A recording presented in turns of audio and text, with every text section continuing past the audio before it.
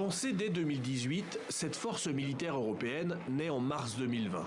Nom de code Takuba, l'épée des Touaregs. Une coalition de forces spéciales, 800 hommes, portée et soutenue par la France. 11 pays européens signent leur participation. Takuba, c'est le moyen pour la France de montrer qu'elle n'est pas seule au Sahel. En février 2021, le président Macron s'adresse aux membres du G5 Sahel en visioconférence. La mobilisation internationale en faveur du Sahel n'a au fond jamais été aussi puissante.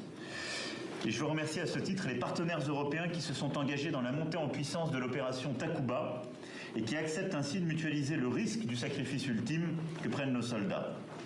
La ville de Ménaka devient courant 2021 le quartier général de la force. C'est à l'extrême est du Mali.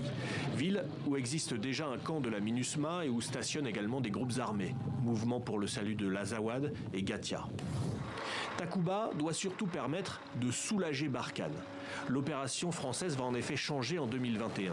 Elle réduit ses effectifs, quitte ses bases du nord, Kidal, Tessalit et Tombouctou. Barkhane s'adapte. Takuba doit prendre le relais peu à peu. Qu'en pensent les Maliens en fait? Quelques mois après la création de la force européenne, la junte d'Assimi Goïta, arrivée au pouvoir par le coup d'État du 18 août 2020, ne trouve rien à redire. Le message à l'endroit du peuple malien, c'est un message d'union sacrée autour du Mali. Et je demande à la population malienne de soutenir les forces armées de défense et de sécurité.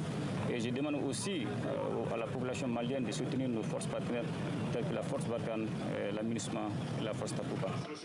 Un an et demi plus tard, le Mali a-t-il encore confiance en Takuba? La junte a demandé le retrait immédiat des soldats danois engagés dans cette force.